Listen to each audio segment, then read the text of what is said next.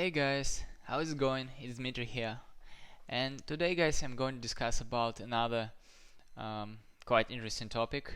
And again, guys, I would like to mention that this tutorial probably is going to be quite quick, and yeah, because in general, this topic, it doesn't require a lot of time to cover it. And let's jump into that, guys. Okay, in this tutorial I'm going to discuss about so-called property accessors or different types of property accessors. Guys, in JavaScript there are two ways how we can access object properties. So it's so-called dot notation. We can use dot notation or we can use bracket notation. Okay, guys, let's first just define an object. I'm going to call it person, and inside I'm going to find name,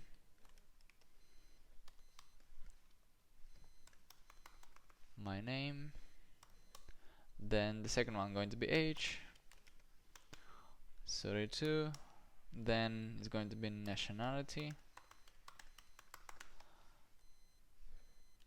and it's going to be Russian, and that's it for now.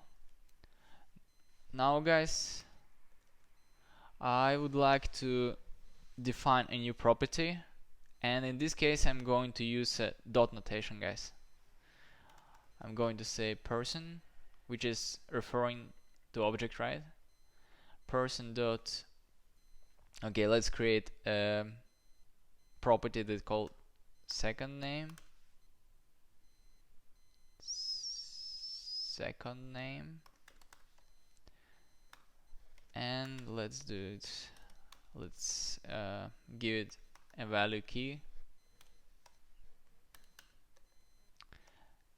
So let's console that out.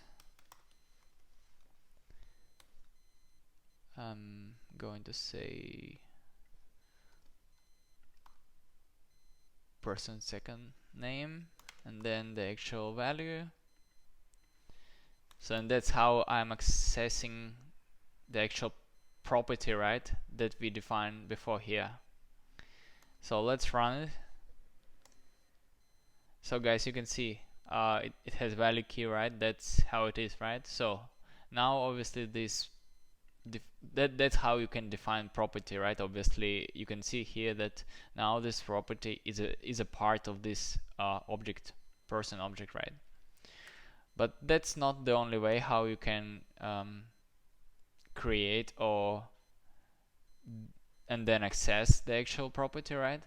So in other ways you can say person dot, and in this case we don't need dot anymore, we're just going to use brackets, and inside we're going to define the actual name of the key. For example, let's say name, which stands for last name, right? And again I'm going to say key, which is value, right? So I'm going to assign this value to this key, right? And this is going to be the actual name of the key, or name of the property, right? And sorry, misspelled it. And this is the name of the object, right? So guys, and if I'm going to log it out, console log, and I'm going to say, just copy and paste it. Come on. So, and okay, let's just do that way, and now I'm going to say person last name, and let's log it out, and let's see what happened. So guys, you can see that both approaches are legit, right? And we can use both approaches in order to access the actual property, right? And also to assign the actual property, right? Which is pretty cool, guys. Pretty cool stuff here. So I hope, guys, it makes sense. Like basically I covered everything that I was planning to cover in this particular tutorial. So because that's the actual accessories that I was planning to discuss about.